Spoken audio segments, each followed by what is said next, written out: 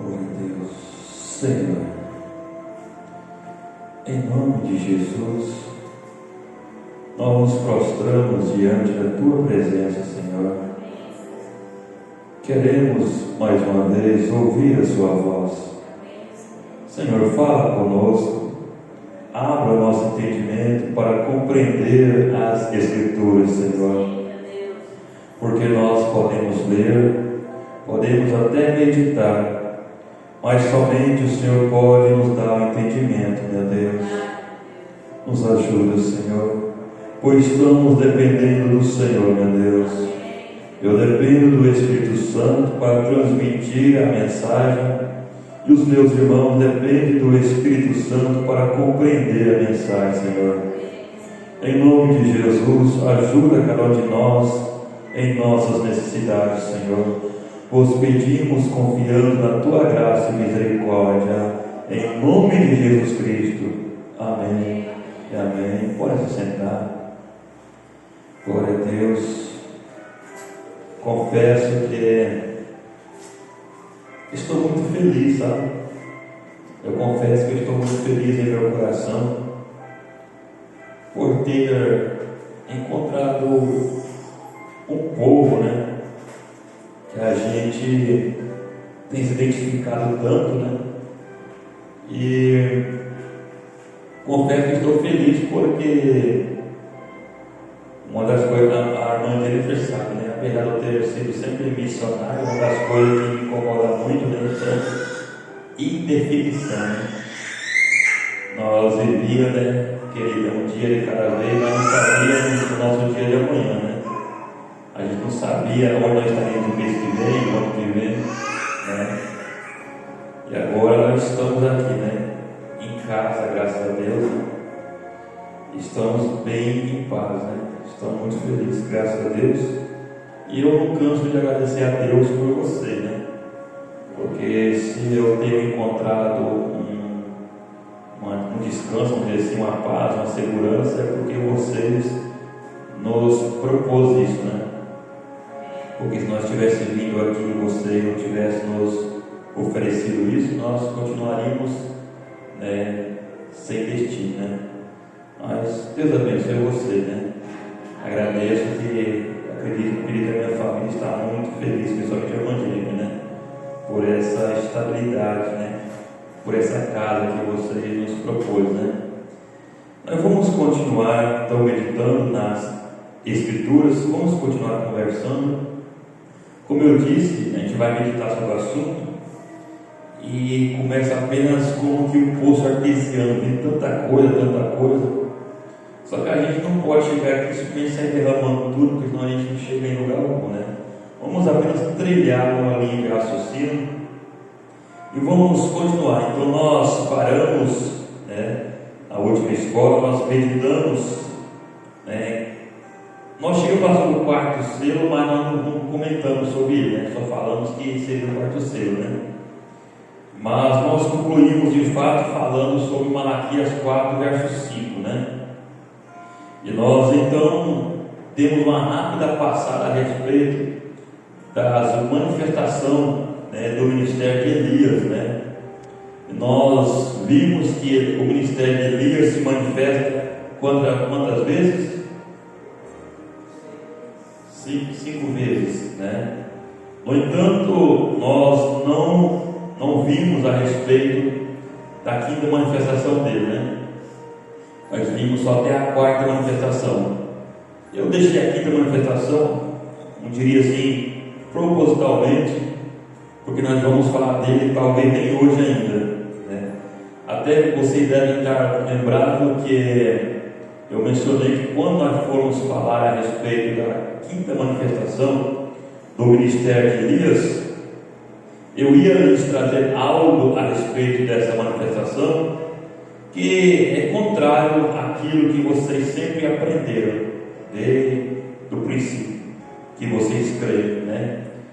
Porque há algo aí que eu vejo que, né? Enfim, eu vou mostrar para vocês quando nós chegar lá, tá bom? Pela Bíblia, vou mostrar pelos exemplos bíblicos, né? Mas vamos caminhar, não vamos pular etapa, né? Nós paramos então aqui no quarto selo, que está em Apocalipse 6, que é o verso 7 e o verso 8 de Apocalipse, capítulo 6. Então nós aprendemos aqui, né, a respeito da sétima era. Nós vimos que essa era, a era da Laodiceia, começou por volta do ano 1906. O profeta, lembrando que o profeta coloca essas datas como uma média, não é uma data cravada, né? Eu já expliquei para vocês que, assim como na transição do Velho Testamento para o Novo Testamento, houve uma transição ali, né? A gente usa muito o termo que é degradê, né? É como da noite para o dia, né? Inclusive hoje, né, eu estava aqui de madrugada, quando estava passando do escuro para o dia, e eu fiquei bem observando, né, a transição, né? Tem hora que parece que dá uma vez assim, né? Só que se você não estiver bem atento, né, você não percebe que dá uma diferença assim, como que no piscar de olho, né? E eu observei isso nesta manhã, né?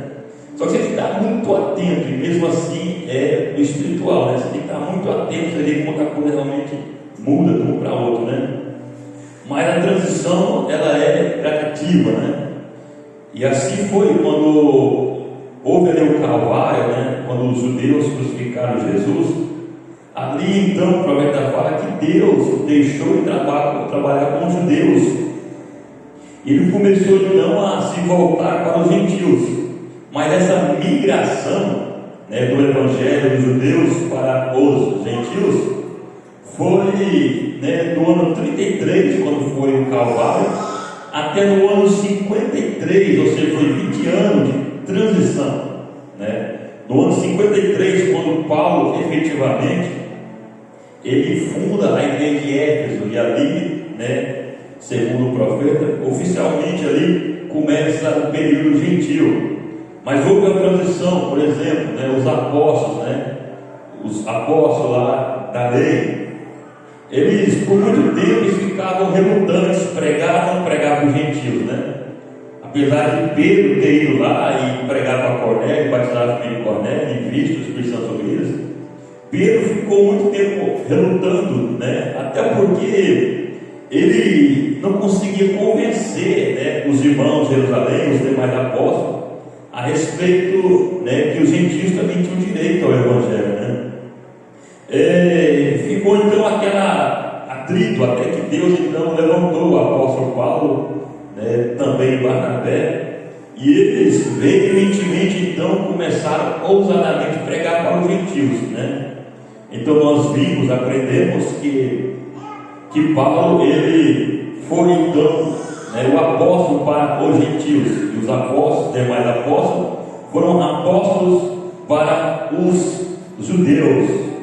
Tanto é que se você ler, né, as cartas dos outros apóstolos, se você for focar nela, vai dar a impressão que tem que guardar a lei, né? Se você desconsiderar as cartas paulinas. Mas nós vemos pela mensagem de Deus através do apóstolo Paulo que nós gentios não somos obrigados a guardar a lei. Então, nessa transição então da sexta era para a sétima era, começou mais ou menos em 1906. Porque o profeta deu essa data?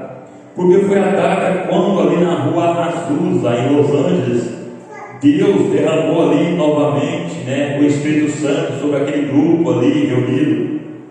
E novamente, depois de quase 2000 anos, 1900 anos, novamente teve ali a línguas, interpretação de línguas, profecias. Então ali ficou claro que uma nova era se começou, né? Então vimos depois que o mensageiro para esta era é nada mais, nada menos que o profeta Elias. Nós vimos pela Bíblia na última escola que Elias viria desse grande e terrível, antes do grande e terrível dia do Senhor, esses dias finais. E agora então nós vamos falar um pouquinho sobre o quarto selo. Como eu disse, Apocalipse 6, versos 7 e 8. E havendo aberto o quarto selo, ouvi a voz do quarto animal que dizia: vem e vê. E olhei, e eis um cavalo amarelo, e o que estava sentado sobre ele tinha por nome Morte, e o inferno o seguia, e foi-lhes dado o poder para matar a quarta parte da terra, com espada, e com fome, e com pestes, e com as feras da terra. Agora o profeta fala que esse selo, ele é aberto agora nessa sétima era, porém ele não se limita ao arrebatamento, ele vai até a consumação de tudo, ele vai até o homem no maligno se manifestar e ser depois vencido por Jesus Cristo. E então esse cavalo amarelo agora ele recebeu o nome, né? Esse cavaleiro amarelo, né? Agora o profeta fala, por que amarelo, né? Porque a cor amarela é uma cor híbrida, é uma cor que, na verdade, normalmente as pessoas, né, quando faz desenho, o filme da morte, né, eles pintam ela de preto, né? Preto a morte, né? O profeta fala que a morte não é preta, a cor da morte é amarela, né? Então, se fosse desenhar conforme o profeta falou, que desenhar uma morte amarelinha, né? Então, o amarelo, né, esse amarelo pálido, né? O amarelo pálido é a cor da morte. Então, esse cavalo ele veio amarelo por causa disso, né? É uma morte entranhada, hibridada no meio, né, do sistema religioso, né? Especificamente, né, principalmente o sistema católico, né? Católico romano. E vemos aí realmente, né, que nesses dias, quanto mais se passa, né, quanto mais perto do arrebatamento nós vemos chegar, né, mais vemos todo tipo de praga, de morte, de pestes para todo lado. Você quer me dizer que essa corona, ela não é esse cavalo, né? Essa corona aí é esse espírito, né? Essas guerras, essa Ucrânia ali, na Ucrânia, Rússia e Ucrânia, ela não é esse cavaleiro ali galopando na Ucrânia, é esse cavaleiro. E acontece que a televisão só fala, as notícias só fala da guerra da Ucrânia. O que ninguém sabe é que existe 36 grandes guerras no mundo atualmente, simultâneo com a guerra da Ucrânia. 36 grandes guerras até mais sangrentas está tendo por aí, sabia? Só que por que isso fala em Rússia e Ucrânia? Por dois motivos. O primeiro motivo, naturalmente falando, é que esse conflito de Rússia e Ucrânia atinge o mundo inteiro, afeta o mundo inteiro, né? Politicamente, economicamente, alimentarmente, etc, né? E outro motivo é o significado espiritual, né? Porque a voz, quando deu aquelas 7 visões para o Umbrana, né? Aquela voz disse, né? Observe o reino do norte, observe a Rússia, né? Então nós sabemos que a Rússia era, segundo o profeta fala, é um instrumento na mão de Deus para julgar, fazer juízo à grande prostituta, a meretriz, a igreja romana. Então nós sabemos, segundo o assígnio do Senhor pelo profeta de Deus, que a Rússia vai se levantar contra a católica, vai lançar um grande míssil lá no Vaticano e vai lançar um grande míssil lá nos Estados Unidos. E o profeta fala que isso é porque, né, rejeitaram ouvir, né, o Evangelho, rejeitaram ouvir o conselho de Deus, rejeitaram ouvir a voz de Deus. Agora o profeta também diz, mas a Rússia não vai vencer guerra nenhuma. Você está vendo aí que ela está vencendo, né? Mas também não está destruída. Ela tem uma carta na manga ali, qualquer momento que ela vê o tempo de correr, ela aperta aqueles botões lá, né? Então estou tentando negociar com ela, tentando apaciguar ela, fazer um acordo. Só que vocês veem que lá o presidente ucraniano também, agora que está se sentindo ganhando, né? Está sentindo que está com vantagem, agora ele também não quer ceder mais, agora quem quer negociar é ele, né? O presidente ucraniano. Então vocês veem que enquanto um lado tenta negociar, o outro lado não quer. Então a tendência é que cumpra-se logo o que o profeta falou, que a Rússia vai acionar os botões e haverá então um grande lançamento de bomba nuclear de um para o outro. Quando o profeta deu aquela visão dos Estados Unidos em cratera, que lá é a bomba nuclear atômica da Rússia. Então quando a Rússia acertar o Vaticano e acertar os Estados Unidos.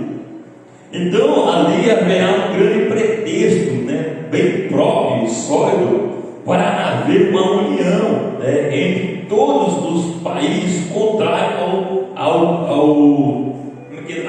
aquele termo que ele usa lá, União Soviética, contra toda a antiga União Soviética.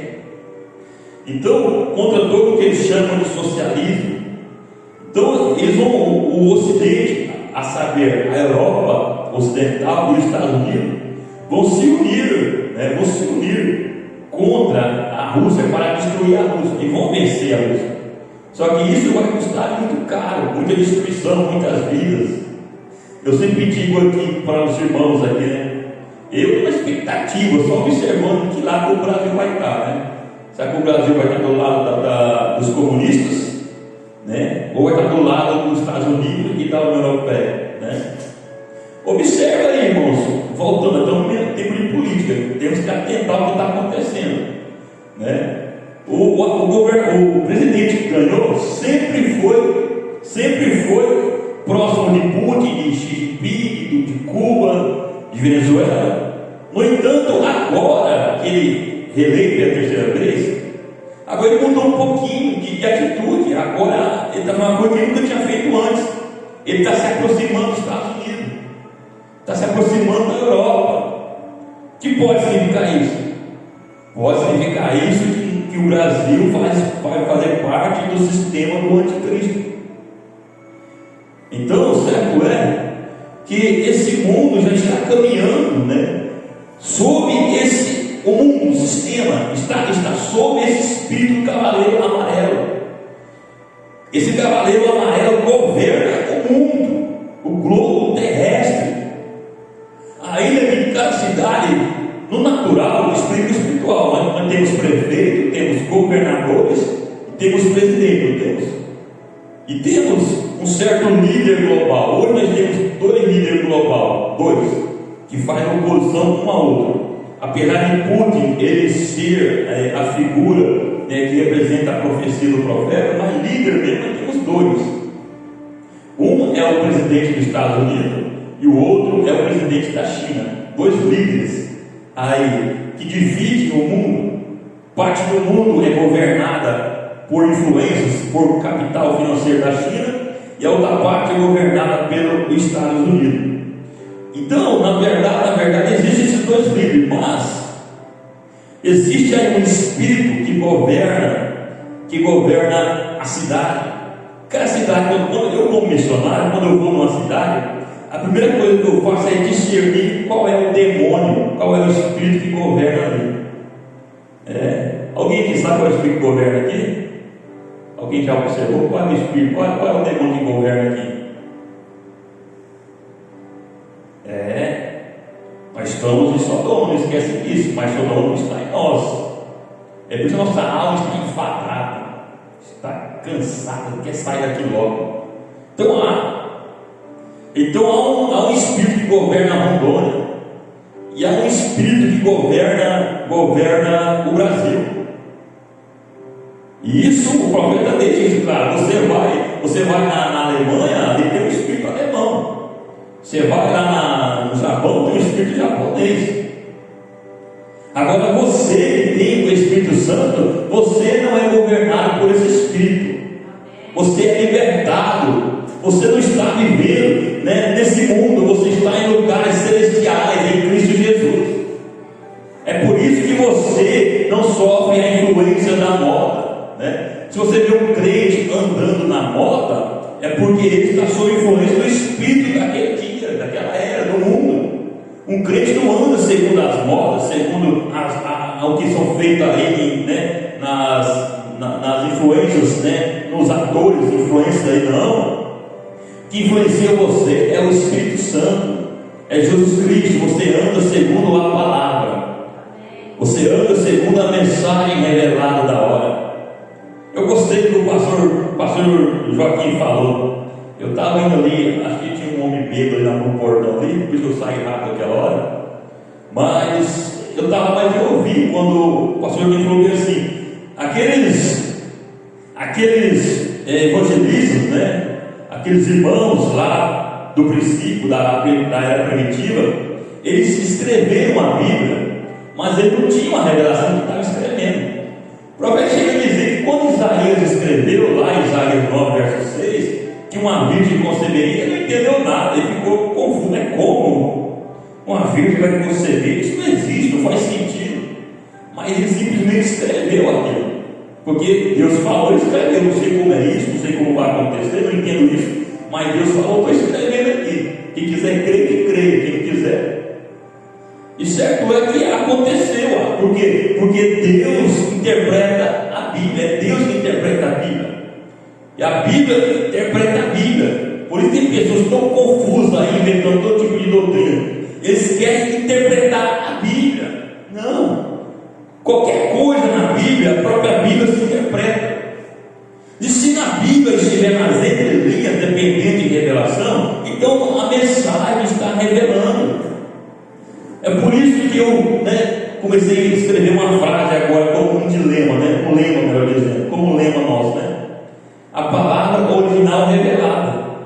A Bíblia é a palavra original, mas se tiver revelação dela, não adianta nada. Tem que ter a revelação. E o profeta veio para isso, para nos fazer compreender as coisas, para revelar toda a verdade para nós.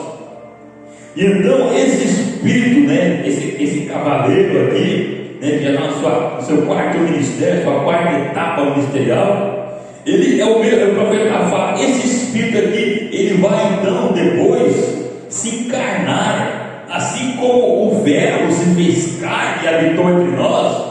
Esse espírito aqui também vai se fazer carne e vai habitar no mundo. Esse espírito chamado morte, esse cavaleiro, nós sabemos quem ele vai possuir para encarnar-se. Nós sabemos. Vocês sabem, né? Amém.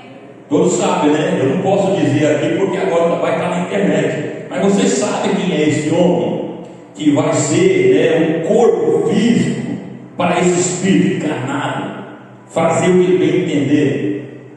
Então só que Deus também, para combater esse espírito que está aí no mundo, Ele enviou um espírito na igreja também. Ele enviou um espírito para a igreja, para combater esse espírito que está no mundo aí, esse espírito chamado morte. Apocalipse 4, verso 6, vamos ver qual é o espírito que está na igreja hoje, para combater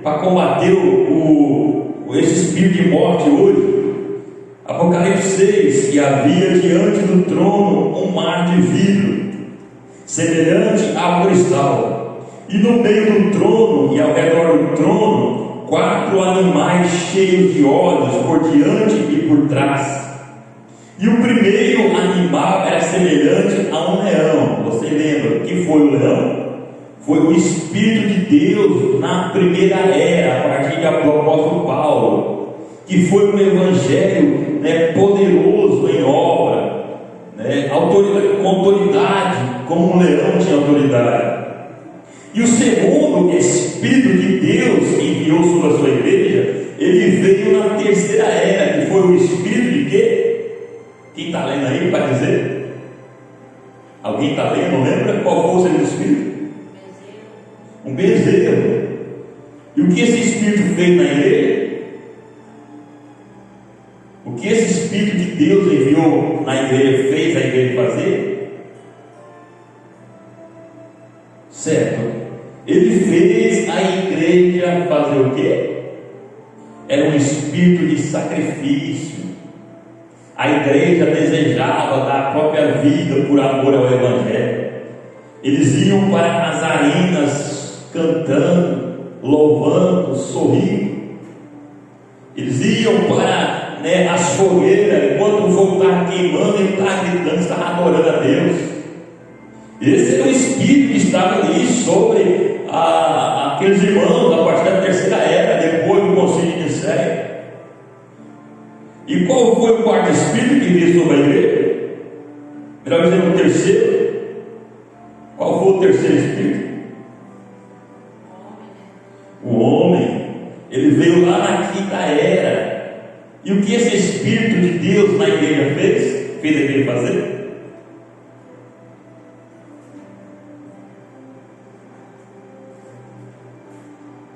esse Espírito de Deus na igreja, com a face de um homem, deu o que? Sabedoria para a igreja.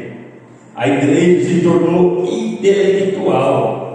Você pode ver que a partir da quinta era surgiu os grandes homens da história, filósofos, grandes homens inteligentíssimos, grandes pregadores super estudados. Ali então se expandiu de maneira assim mesmo, bem expressiva, os seminários, as faculdades de teologia.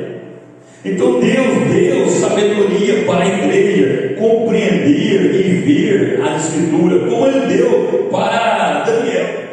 Daniel disse bem assim: eu entendi pelos livros. E Oséias disse: o meu povo padece por falta de conhecimento. Então, nessa era, Deus deu um espírito que as pessoas, os crentes, estudavam muito, faziam muita teologia. E naquele tempo, você fazer isso estava certo. Era o Espírito de Deus para a obra. Lutero, que ele traduziu a Bíblia para a língua alemã e depois para as demais línguas, era um homem que estudava o grego, o aramaico. Então, era o Espírito da era. Mas agora nós estamos vivendo sob um outro Espírito. Na igreja está um outro Espírito. E o quarto animal era semelhante a uma águia voando. O que quer dizer? Quem sabe dizer? O que quer dizer esse Espírito na igreja? Hoje eu estou com muita pressa, por isso eu estou perguntando para vocês, conversando com vocês. Hoje eu estou sem pressa aqui. O que quer dizer esse Espírito na igreja? Deus enviou um Espírito com as características, com as qualidades de águia. Enviou para a igreja. O que isso significa? Eu já falei aqui várias vezes sobre isso. Isso significa o que a águia é? O que a Bíblia diz que a águia é? O que ela simboliza? A águia simboliza o profeta. E o que profeta significa? Quem receber galardão, quem recebeu o profeta na qualidade de profeta, recebe galardão de profeta. E o que é esse galardão de profeta? Que a gente lê, oh glória a Deus, eu vou receber galardão de profeta. Eu recebi um profeta na qualidade de profeta, eu reconheci o Romano como profeta na sétima era, eu tenho galardão de profeta. Amém, isso é bom, mas você primeiro sabe que você está ganhando.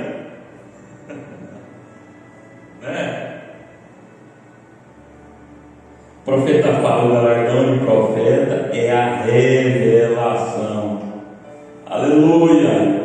Então, se há um espírito com a característica de águia na igreja hoje, então qual é o espírito que está sobre a igreja hoje? Qual é a arma que Deus deu para a igreja hoje? Qual é a arma que Deus deu para a igreja hoje?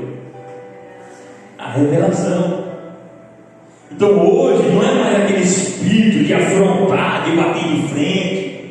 Você vê aí, pessoas querendo agir como na igreja primitiva, querendo bater de frente, querendo, e todo mundo, quando o leão rugia, todo mundo calava, na selva, quando o leão ruge, todo mundo se cala e ouve o leão falar. Então tem pessoas aqui, todo mundo se cala, só eu falo, eu sou o leão. Não é esse espírito mais.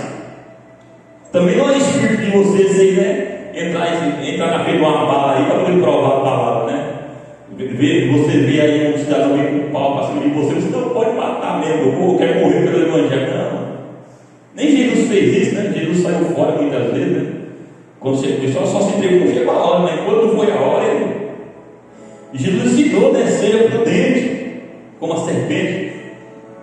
E Paulo teve essa sabedoria muitas vezes, Então nós temos que ter essa prudência. Se você vê que a pessoa está ali tramando contra você, vai-te embora, vai-te embora, sai como, deixa eu chamar você de covarde que seja, vai-te embora. Eu no começo, eu gostava muito de debates, graças a Deus que Deus foi me dando mais revelação, mas no começo eu amava debate, eu ia para as praças, a minha esposa ali para saber disso, Eu ia para as praças, ficava procurando alguém que eu pudesse cutucar, quem quisesse debater comigo. Nós debatíamos até altas horas. Porto Velho também. Eu amava debate. Eu estava ali, né? No primeiro amor, eu estava ali fervendo, a gente estava procurando um vulcão que está em erupção, pregar para alguém, falar para alguém, discutir com alguém. E fazia muito isso. Só que a última vez que eu debati com um pastor assembleiano, ele blasfemou tão grave que, creio que foi 3 dias depois, uma carreta passou em cima da cabeça dele, que espatifou os miolos dele pela BR. E aqui me deu um temor muito grande, né? Eu me senti culpado da morte daquele homem.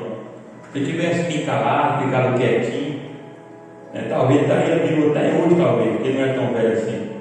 Nós temos que ter cuidado, nós não podemos causar a blasfêmia da pessoa, né? Não nos jogue pelos nossos corpos.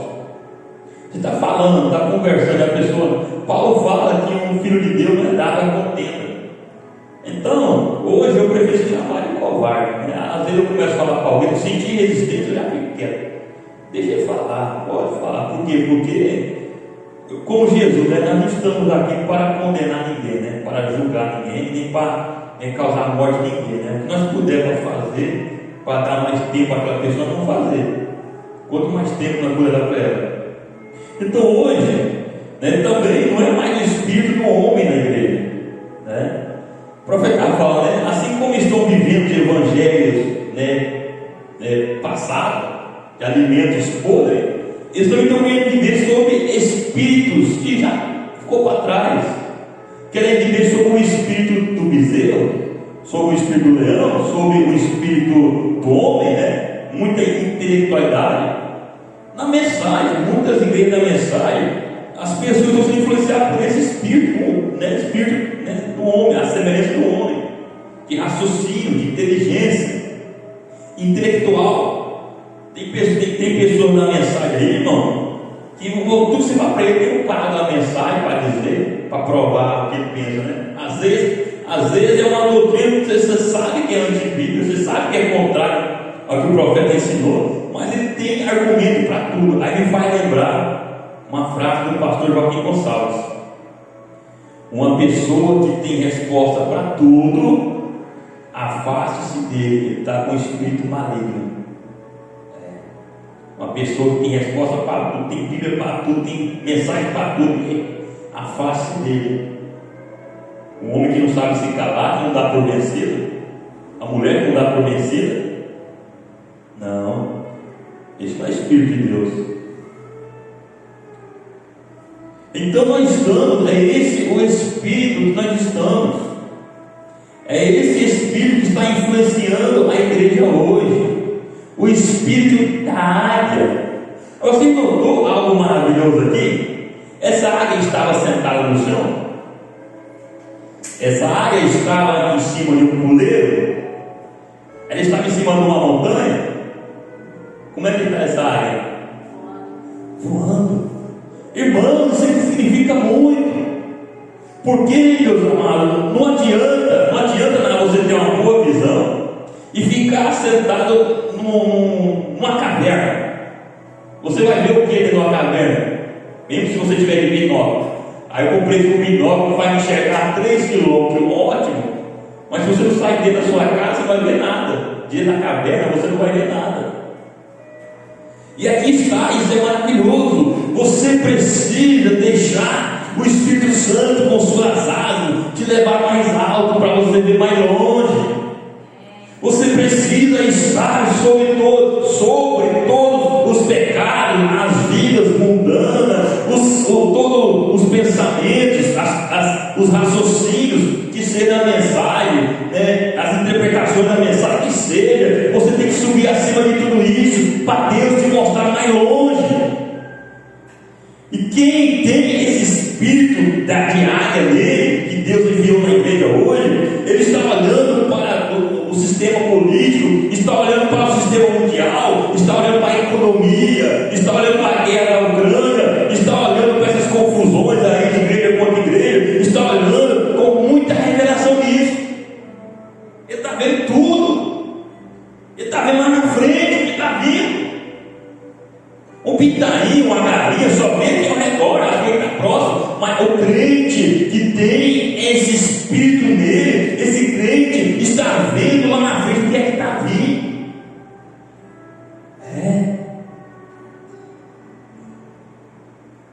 Você tem esse espírito também? Amém. Deus está te mostrando mais na frente? Eu creio que está. Você está vendo. Então esse é o espírito da igreja. E nesta era também está o quê? Lembrando que nós estamos estudando o quê? Quem lembra que nós estamos estudando? Quem lembra que nós estamos estudando? Até o que acho que quase 2 meses com isso, né? Assim que o irmão saiu, vai começando. Hã? Não, isso é hoje, mas isso está dentro de um estudo. O que nós estamos estudando? Não, mas começou aonde esse estudo? Não. Nós comecemos antes de existir um átomo. Não existia nada. Lembra? Não existia nada. E qual foi a primeira coisa que começou a estudar? O que aconteceu?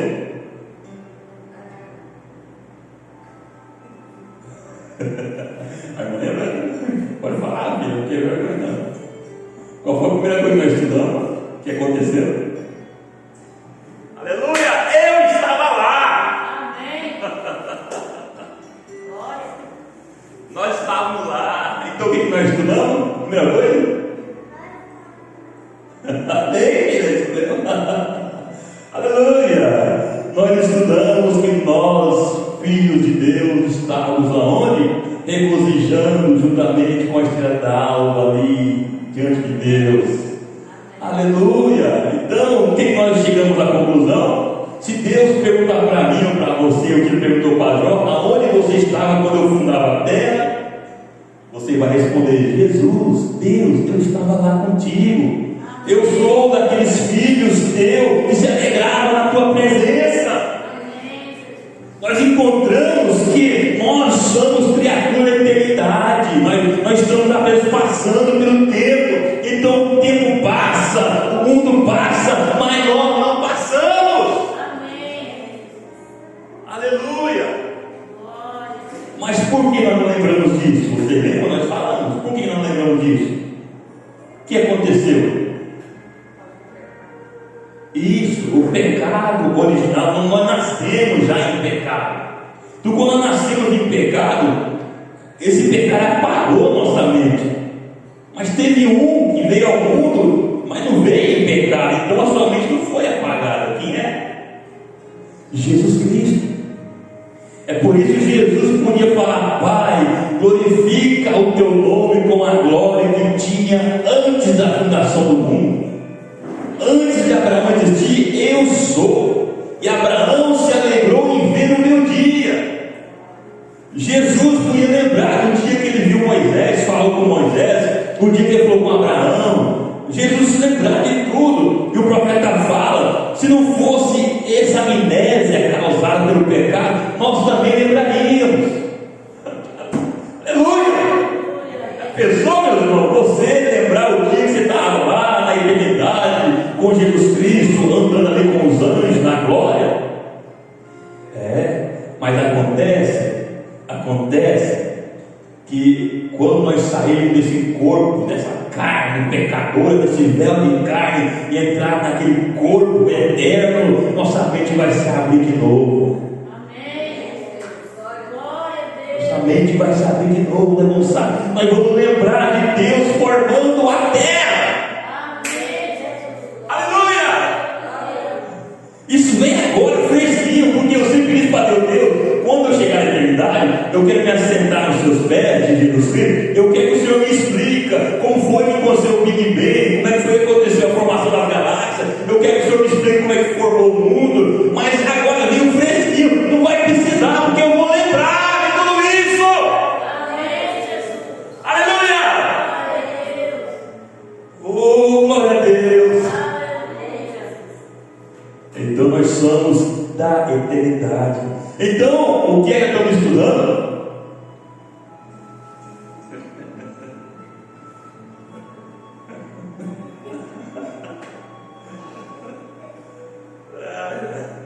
Aleluia!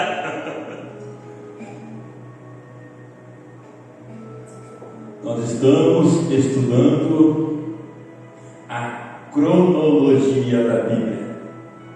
Nós estamos estudando, o que eu estou trazendo para vocês, desde lá do princípio, eu estou mostrando para vocês onde e quando as Escrituras se cumpriram. É bom você ler a Bíblia, só você tem que saber aonde aconteceu, quando aconteceu. Isso vai te dar mais entendimento. Então, o que é que está acontecendo hoje? O profeta fala. O mundo aí, o mundo teólogo aí, eles conhecem muito do que aconteceu no passado. Sabe alguma coisa do que vai acontecer no futuro. E não sabe nada do que está acontecendo agora, hoje. É por isso que eu já tomei uma escola inteirinha para essa sétima era. E possivelmente vai ter mais essa, talvez mais outra, só nessa sétima era. Porque o mais importante de tudo não é o que aconteceu. E é pouco importante, mas nem muito importante o que vai acontecer. O que importa de verdade, o que é vital para nós, é o que está acontecendo agora, o que está acontecendo hoje. Porque qual foi a grande falha de todas as eras? Porque eles não conseguiam ver o que Deus estava fazendo em seus dias. Nos dias de Noé, aquele povo, o mundo, não sabia que Noé era o mensageiro de Deus, que a arca era a maneira de Deus de salvar aqueles que crescem. E hoje não é diferente. Irmãos, pense nisso. Já pensou se o mundo soubesse o que é que Deus faz em cada tempo? Se essa cidade soubesse o que Deus está fazendo hoje, essa igreja seria minúscula para nós. Não, nem se essa igreja fosse do tamanho desse terreno, não seria suficiente para nós, porque eles saberiam que esta igreja é a obra-prima de Deus. Então, algo mais que aconteceu, isso aqui eu vou repetir, é provar que alguém de vocês vai lembrar. Enfim, agora está ficando gravado, quando você quiser recapitular essas coisas, você vai lá no canal e assista de novo, vai te ajudar. Mas o que é que aconteceu? Então, mais uma coisa aconteceu nesta era. Apocalipse, capítulo 17, a partir do verso 9. Aqui o sentido que tem sabedoria.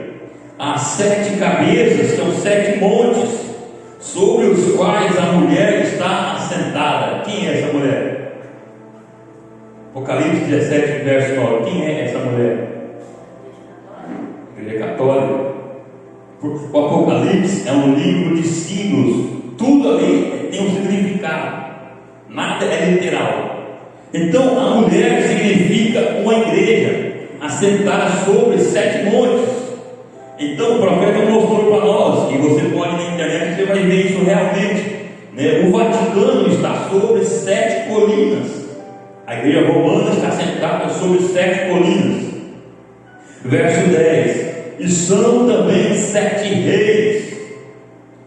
Agora você me pergunta, mas pastor, a igreja católica tem reis? Sim, ela tem. Alguém de vocês lembra por quê? Eu já expliquei aqui algumas vezes. Alguém lembra por quê? Eu estou apenas perguntando, vai forçando vocês a buscar na memória, vai lembrando, É um exercício de memória, Alguém de vocês lembra por que a católica tem reis? Alguém pode me dizer? Já que é a igreja católica, está sobre 7 montes, e aqui nós vemos que é a católica que está nesse lugar, e que essa igreja também tem 7 reis. Alguém consegue dizer? Lembrar por quê? Vou repetir então para vocês. É muito simples. No ano de 1949, alguém lembrou agora? No ano de 1949, quer falar? Amém. Em 1949, quando Mussolini ali na Itália, no país italiano, Mussolini, ele a troca de favores da igreja romana, porque a igreja romana era sempre editou feriado no mundo inteiro, ela declarou independência ou não de Paris. Você sabia que o Brasil, só é independente porque a Igreja Católica interferiu? A Espanha. Então a Igreja Católica tinha e tem até hoje um grande poder, interfere onde ela quer, ela convence quem ela quer no mundo aí. Se eles vão bater firme no governo brasileiro, seja quem for que estiver lá, não importa, vir bater firme no governo brasileiro, o Brasil acaba tendo que declarar como religião a católica, porque o Brasil, pela Constituição, por lei, já é um país católico. É um país católico. E eu, estudando um pouquinho a Constituição, para pensando como vamos fazer a respeito da nossa legalização aqui, encontrei que pela Constituição, todas as igrejas no Brasil que tem legalidade, que tem documentação junto ao governo, que é registrado em cartório, todas essas igrejas, pela Constituição, ainda que a Igreja Católica não faz esse exercício do direito dela, mas segundo a Constituição, a lei brasileira, todas essas igrejas são subordinadas à católica. Todas. E todos os prédios de igrejas no Brasil, pela Constituição, não pagam imposto, etc, porque na verdade, pela lei, cada prédio, cada igreja pertence ao Estado. Então, se nós, por exemplo, nos registrar como igreja, nós não somos registrados, mas se nós registrar essa igreja, por exemplo, automaticamente nós se tornamos submissos, subordinados à católica, e nós damos esse prédio que o nosso irmão Pedro fez com tanto trabalho, nós estamos dando para o Estado. É teu, Estado, é teu. O Brasil é assim. Então, voltando ao assunto, então o Papa ele tem poder no mundo inteiro. Ele só não fez ainda, ele só não reivindicou essa autoridade que ele tem no mundo inteiro ainda, porque falta ainda poder militar. Ele tem poder político no mundo inteiro ainda, até hoje. Poder político, poder de influência. Só que ele não tem poder militar. E ele vai adquirir esse poder militar quando? Quando ele se aliar com a maior força militar do mundo hoje. Qual é a maior força militar do mundo hoje? Os Estados Unidos é o líder dela. A maior força do mundo hoje, na verdade, é a OTAN. A OTAN, liderada pelos Estados Unidos. Então, o Papa ele vai se aliar a essa força militar, vai sim. Aí ele vai reivindicar aquilo que ele tem direito. Ele já amarrou tudo, já fez todo o esquema político no mundo inteiro, ele tem direito. Só que ele tem direito, mas não tem força para requerer o seu direito.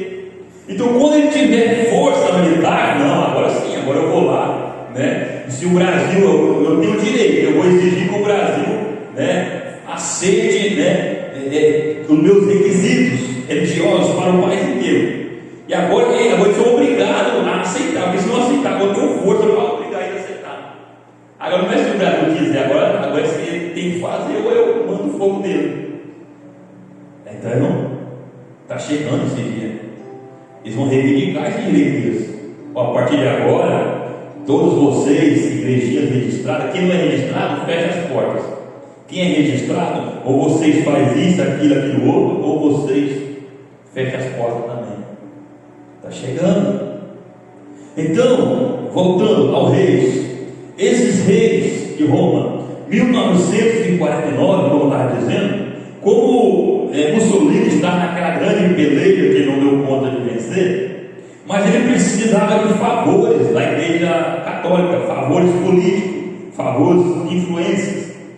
E ele então chegou e pediu esse favor para o Papa da época, que é Pio XI. E o Papa, como qualquer político aí, como o plenário lá, a Câmara, Por exemplo, se o presidente vai lá querer aprovar qualquer lei, o presidente tem que dar alguma coisa para ele, A gente assina a sua lei, presidente, a gente aprova para você, mas o que você dá para nós? O que a gente ganha com isso? Ninguém faz nada de graça lá. E esse é o mesmo espírito romano, né? O Papa falou: beleza, Mussolini, eu vou lá, eu converso lá com o rei da Etiópia lá para você, eu convenço o rei da Etiópia a baixar as armas, mas o que eu ganho com isso?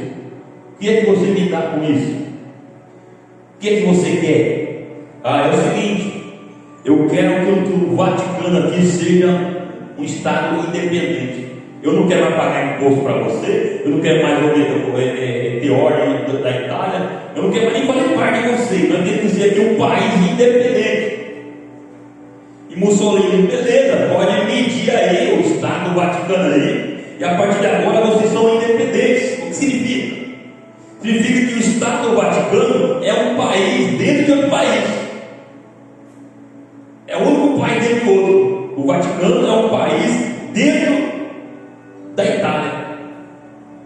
Então, a partir daquele momento, eles elegeram o presidente, foi? Eles elegeram o ditador, foi? Não. Automaticamente o Papa se declarou rei daquele Estado independente. Então, a partir de 1949, o Papa, que também é o líder da religião romana, se tornou o rei de Roma. O rei de Roma. Então começou aqui, vamos continuar aqui, verso 10 ainda. E são também 7 reis, ou seja, haveria 7 reis, simultâneo não, um depois do outro. 5 já caíram, ou seja, nessa visão, João, o Apocalipse, estava vivendo, ele veio em espírito nos dias de João Paulo II. João Paulo II estava vivo na terra quando João do Apocalipse veio. 5 reis já tinham morrido, já tinham passado 5 papas já. Pio XI, Pio XII, São João XIII, Paulo VI e João Paulo I. Esses já tinham morrido. E agora estavam vivendo na época de João Paulo II. Vamos continuar. Então, 5 já caiu e 1 existe. Quem é que existia? João Paulo II. Outro ainda não é vindo. E quando vier, convém que dure um pouco de tempo. Então, João Paulo era qual rei? Sexto. Era o sexto. 5 tinha morrido, estava no sexto. Então haveria de vir um 7º. Mas esse 7º, a Bíblia fala que deveria durar pouco tempo. E qual foi o outro rei que veio depois de João Paulo? Bento XVI. E aí, ele foi pouco ou não foi pouco tempo? Ele abriu mão do seu pontificado. Creio que ele é vivo até hoje, né? Ele abriu mão do seu pontificado. A Bíblia diz que durou pouco tempo. Ele ficou longevo até morrer como os outros. E desistiu. Agora vamos continuar aqui então. E quando vier, convém que dure um pouco de tempo. E a besta que era e já não é ela também o 8º. E é do 7 e vai à perdição. Meu Deus, isso aqui é forte. Repetindo, verso 11. E a besta que era e já não é ela também o 8º. E é do 7 e vai à perdição. Eu estava vendo a profecia. Alguém que já viu a profecia dos papas? Teve um papa, inclusive, ele era papa, né? Eu creio que foi do século IX, não lembro o século que ele viveu. Mas ele profetizou todos os papas que viriam até, ele falou, até Roma ser destruída. Até Roma ser destruída. Mas o papa profetizando, eu te pergunto, o sumo sacerdote lá a respeito de Jesus, quando ele disse bem assim, convém que um morra para o bem de muitos, ele profetizou ou não? Balaão profetizou ou não? Então a profecia é um dono. E esse papa lá profetizou a vida de todos os papas até Roma ser destruída, ele falou. E ele também falou que no 8º rei de Roma, Roma seria destruída. E nós estamos vivendo em que dias? Irmãos, eu lembrei da sua palavra, mãe, que só comentou, que disse com alguém: seu tempo está acabando. Não é só para ele, não, é para todo mundo. O tempo de todo mundo está acabando.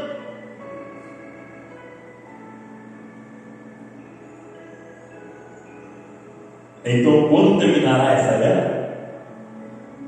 Mateus 25, verso 13: vigiai, pois porque não sabeis o dia nem a hora em que o Filho do Homem há de vir.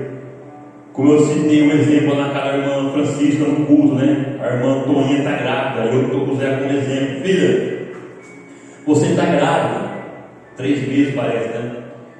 E quando formam os meses vão passando, você, não os outros, você vai sentindo como perto está ficando. E quando faltar poucos dias, mesmo assim você não vai saber o dia exato, a hora exata, o minuto exato, você nunca vai saber. Você apenas vai sentir como perto está. Conforme as dores vão aumentando, você vai sentindo a proximidade. E assim é que está grávido do arrebatamento. Você vai sentindo essas dores de parto. Você vai sentindo quão perto está o rápido. Irmãos, quem não tem isso, quem não está grávido, o rápido não sente nada. Você sabe que não sente nada? É por isso que fica aí, manifestações, né, tentando direitos para os seus filhos, para os seus netos. Não está sentindo, não está tendo dor de parto.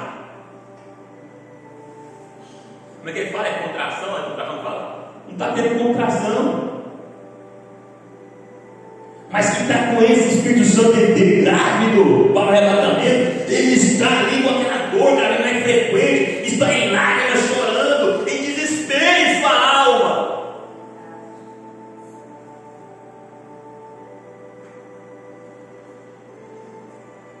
Mais um sinal, né, que eu já li várias vezes, vou repetir por causa da gravação.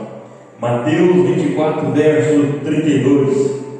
Aprendei, pois, esta parábola da figueira. Quando já os seus ramos se tornam tenros e brotam folhas, sabeis que está próximo o verão. Quem é essa figueira que Jesus mencionou? Israel. A figueira sempre é símbolo de Israel na Bíblia. Igualmente, quando virdes todas essas coisas, sabei que ele está próximo às portas. Em verdade vos digo que não passará esta geração sem que todas essas coisas aconteçam. Agora, muitos naquela época, o profeta fala, pensavam que Jesus estava falando daquela geração que estava ouvindo isso. Olha como é que requer a revelação. Mas Jesus não estava se referindo àquela geração que estava ouvindo isso. Ele estava se referindo à geração que visse a figueira soltando seus ramos. E quanto tempo então a geração, para nós saber? Alguém lembra? Já li aqui quantas vezes? De 70 a 80 anos.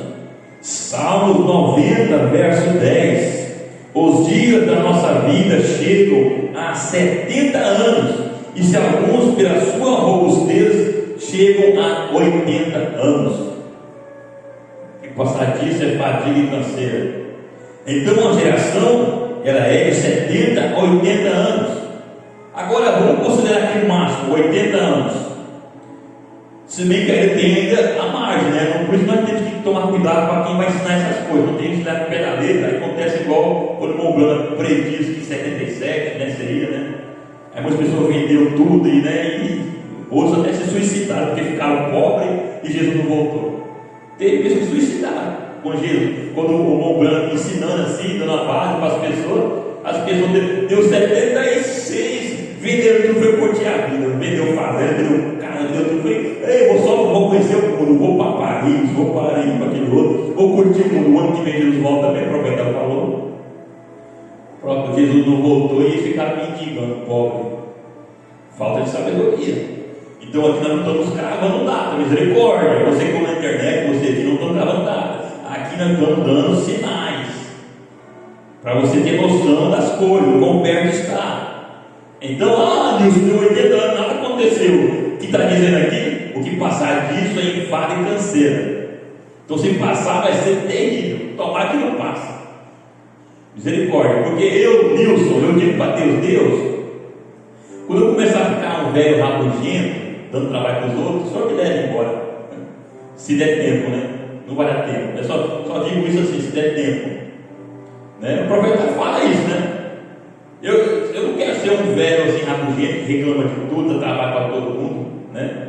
Prefiro morrer, né? Agora se eu vou ficar um jovem, né, igual o meu colega só um maço, a irmã aqui feliz da vida, aí é bom demais, né? A irmã sorridente, o irmão que estava até buraco, bate concreto, aí é ótimo.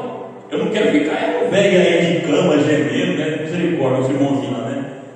O irmãozinho lá gemendo, ai, ui, ai, não tá bom, você leva a comida e joga a comida no chão, né? Ele quer pegar a muletinha dele, quer bater na irmã, aí é triste, né? Não, então eu não quero ficar assim. Ó Deus, eu vou ficar assim, dando trabalho com minha esposa, com meus filhos, o Senhor me leve. É a mesma coisa que eu estou falando de um arrebatamento, né? Não, Deus, não deixa passar, não, porque vai ser muito canseira, vai ser muito judiante para nós. Vamos logo para a glória. Amém. Aleluia. Então, vamos saber então em que pé estamos dessa geração que Deus falou, que não vai passar sem que tudo se cumpra. Tem gente que fala assim, eu já vi pastores pregando geração de 40 anos, porque a Bíblia fala que Israel ficou no deserto até toda aquela geração morrer. E ficou 40 anos. A Bíblia não fala isso. Fala, né? Olha como é que é a questão da revelação. Olha a revelação. Mas ele não atenta para aquele pequeno versículo que diz nessa mesma escritura, que a promessa de Deus foi que para os maiores de 20 anos não entraria. Então, os que não entrou na terra prometida, que são Israel, do Egito, mas tem que ser do Egito, fora Josué e Caleb, que não entrou na terra prometida, foram os maiores de 20 anos. Então, ali, os que saíram com 0 anos, quando chegou na terra prometida, tinha 60 anos. Vê? Olha como é que é a coisa. Por isso que as pessoas se embaraçam e não conseguem ver, ter visão. E o salmista fala que a geração é 70 ou 80. Então, aqueles que saíram bebezinho do Egito tiveram ainda o privilégio de viver mais uns 10 a 20 anos na terra prometida. Amém? Estão me entendendo? Sim. Então, vamos voltar aqui. Que ano foi então que Israel soltou as figueiras? Já falei várias vezes, você deve lembrar. Não sei, foi Mussolini. 1948. Foi quando Israel soltou as suas ramas. A figueira brotou novamente. Quando David Gurion, aquele general, ele declarou a independência. Ele, depois de 2000 anos, ele mais uma vez hasteou aquela bandeira da estrela de 6 pontas, a estrela de Davi. Então ali Israel se tornou independente mais uma vez. Então, por que o Brasil é tão abençoado, irmãos? Vocês sabiam? O profeta fala, as vergonhas dos Estados Unidos é minha vergonha, e a honra dos Estados Unidos é minha honra, né? Então nós como brasileiros, a gente se envergonhar das vergonhas, mas tem que saber nada daquilo que é bom também. Você sabia que foi um brasileiro que decretou lá na ONU a liberdade de Israel? Foi ele que pegou lá, na época ele era ministro da ONU. Ele pegou lá, escreveu e autenticou e decretou: a partir de hoje Israel é independente, não está submisso a nação nenhuma, e nós da ONU vamos defendê-lo. Quem enfrentar Israel está enfrentando a ONU. Brasil, por que até hoje, o Brasil, apesar de tudo que acontece aí, é um país abençoado. É um país abençoado. Você não vê grandes tufões, furacões, vulcões, terremotos, não vê nada disso. E a única presidente que abriu sua boca suja e imunda, sua boca de sepulcro, para falar merda contra Israel foi impeachmentada. sofreu impeachment. Nem o Lula nunca falou nada contra Israel.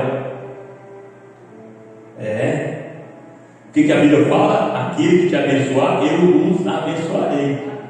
Aquele que o amaldiçoar, eu o amaldiçoarei. Paulo fala, nós somos o Israel de Deus, Israel espiritual de Deus. Nós somos. Então aquele que te abençoa é automático, ele não perde seu galardão, não.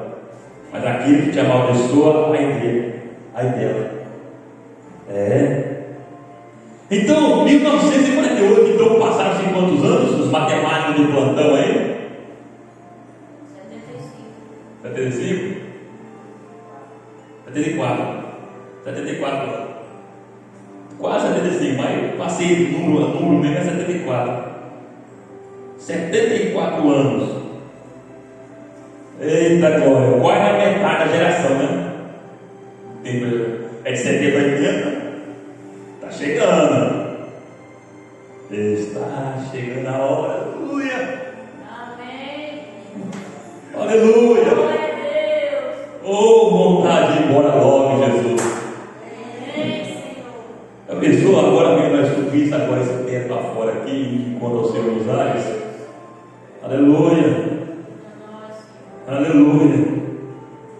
Outro sinal importante, eu vou terminar, ele já está falando quase uma hora ou mais já. Eu vou concluir com isso aqui, não vai dar para terminar o assunto, mas uma escola ou duas ainda. Mas um sinal, nós já repetimos aqui, vamos só passar, como eu falei, gravação. Mais um sinal. O profeta fala, a cada 2000 anos, Deus faz algo no mundo que muda a civilização. No primeiro 2000 anos aconteceu. No primeiro 2000 anos, o que aconteceu que mudou a civilização do mundo? Dilúvio. No segundo 2000 anos, o que aconteceu? Calvário. Perfeito, a palavra certa é Calvário. Calvário. E o outro terceiro 2000 anos, o que aconteceu? Já passou 2000 anos, tá? Já passou 2000 anos? Nós estamos em que ano? Já passou 2000 anos? Não passou. Por quê? Porque o calendário bíblico não é o calendário que nós seguimos. Nós seguimos o calendário baseado pelo calendário juliano, mais especificamente o calendário romano. E esse calendário romano, o ano é de quanto tempo?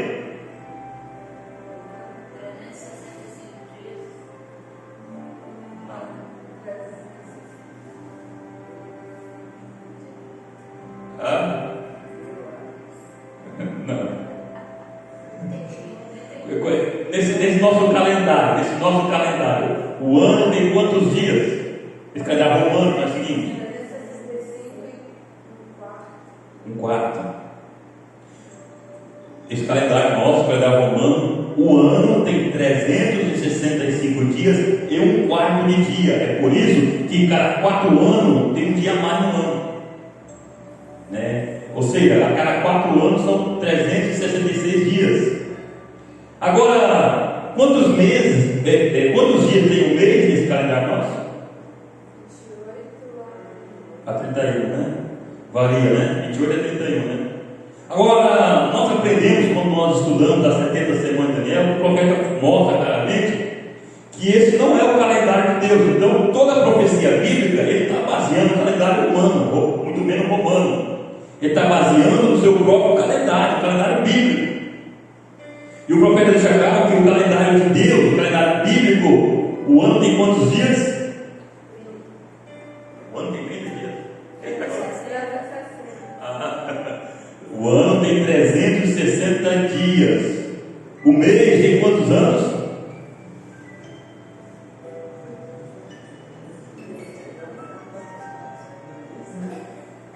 O mês tem quantos dias?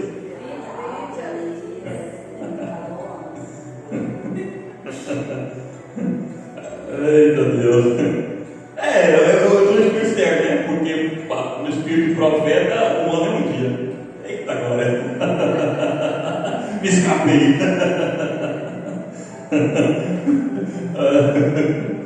Eita Deus.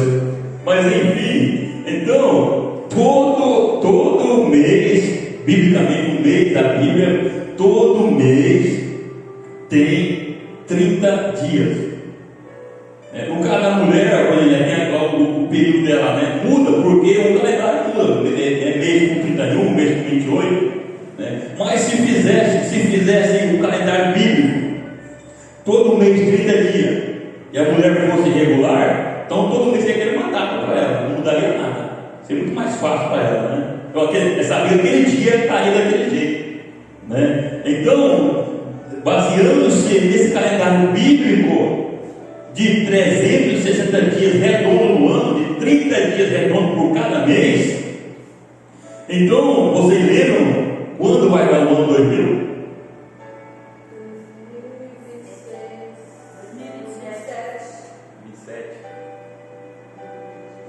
Eu fui mais específico de mais. Eu fui bem em cima, calculei exato. 2000 anos deu no ano 2027, no mês 7, no 7º dia. E aí, você acha que é coincidência? Tudo certo assim? Deus não brinca com números. Deus não brinca com números. E aí, você viu que os três na figueira, os reis de Roma e o calendário estão pareados. Estão tudo pareado, então. E aí, nós temos tempo para ficar aí brigando por aí, temos? Nosso tempo é malemar para se consagrar, para buscar Deus, nos posicionar, malemar. Não temos tempo para mais nada. Como a irmã falou, aquilo é a pura verdade. O profeta fala: essa viagem não é viagem para fazer mala, é para desfazer as malas. O profeta fala: só tem uma coisa que você tem aqui nesse mundo que é seu mesmo, fora o Espírito Santo, que é Deus, que é seu, faz parte de você. Só tem uma coisa nesse mundo que é seu e você tem que levar. Você não pode deixar, não. Alguém sabe o que é? Caráter. O seu caráter. Pessoa que tem caráter mal, do outro lado ele é mal. O profeta fala: pessoa que tem um caráter de um bêbado, do outro lado é bêbado. Se é ladrão, do outro lado é um ladrão. Se o que for o caráter dele do outro lado é aquilo, não muda nada. Mas aquele que tem um caráter de cristão, o servo de Deus, o filho de Deus, lá do outro lado é o mesmo caráter. Lá não muda nada. Então isso você vai levar. E o profeta fala: o caráter é o quê? É como uma pedra preciosa, é como ouro sendo lapidado. Então o seu caráter está sendo lapidado por Deus. Deus abençoe muito. Eita, voltou. Então o seu caráter está sendo lapidado por Deus, porque Deus não vai querer caráter lá no céu, pedra lá no céu, né, cheio de escória, cheio de ferrugem, cheio de perigo, né, cheio de cascalho, não. Deus só vai querer caráter lá no céu, brilhando, totalmente lapidado, puro. Por isso que eu ouvi hoje, eu gostei quando alguém me disse hoje: a palavra de Deus é a verdade, ela lapida a gente, ela corrige a gente. É isso que a palavra de Deus faz. Ela te corrige, te lapida, te posiciona. O profeta fala, e dá exemplo lá do templo de Salomão, né? O profeta fala: aquelas peças do templo de Salomão, elas foram feitas, né, em várias nações, vários países diferentes. Foi pela Europa, pela Ásia, pela África. E cada um lá, os seus engenheiros, né? Israel, os seus engenheiros de Israel, quando eles fizeram o templo ali, fez toda a arquitetura do templo, eles pegaram uma parte daquela arquitetura, né, formando uma peça X, e mandou para o país tal, a outra parte, a outro mapa, né, a arquitetura mandou para outro país. Então cada país ganhou a sua arquitetura dele, a peça que ele tinha que fazer com as medidas exatas, o tamanho exato, e ele não sabia nem para que servia aquela peça. Essa peça não faz o menor sentido, mas ele tinha que fazer exatamente dos moldes que estava ali naquele